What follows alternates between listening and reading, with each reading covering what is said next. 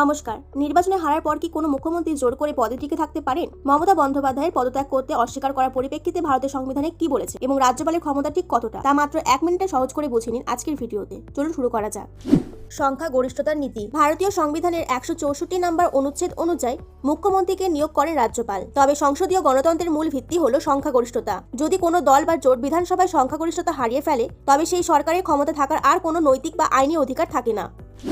রাজ্যপালের ক্ষমতা ও ভূমিকা। পদত্যাগ না করলে কি হয়? যদি কোনো মুখ্যমন্ত্রী নির্বাচনের পরাজয়ের পর স্বেচ্ছায় পদত্যাগ না করেন তবে রাজ্যপাল সংবিধান প্রদত্ত ক্ষমতা বলে তাকে বরখাস্ত করতে পারেন। রাজ্যপাল তখন একক সংখ্যাগরিষ্ঠ দলের নেতাকে সরকার গঠনের জন্য আহ্বান জানান।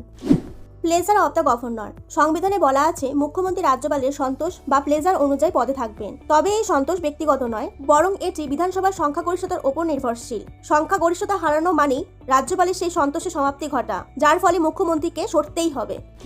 সংবিধান অনুযায়ী জনগণের রায় চূড়ান্ত, তাই সংখ্যাগরিষ্ঠতা হারালে পদত্যাগ করা বাধ্যতামূলক। আপনার মতে এই পরিস্থিতিতে রাজ্যপালের এখন কি করা উচিত? কমেন্টে জানান। আর এমন সব গুরুত্বপূর্ণ টপিকের ভিডিও পেতে আমাদের চ্যানেলটিকে সাবস্ক্রাইব করুন। দেখা হচ্ছে পরবর্তী ভিডিওতে। ধন্যবাদ।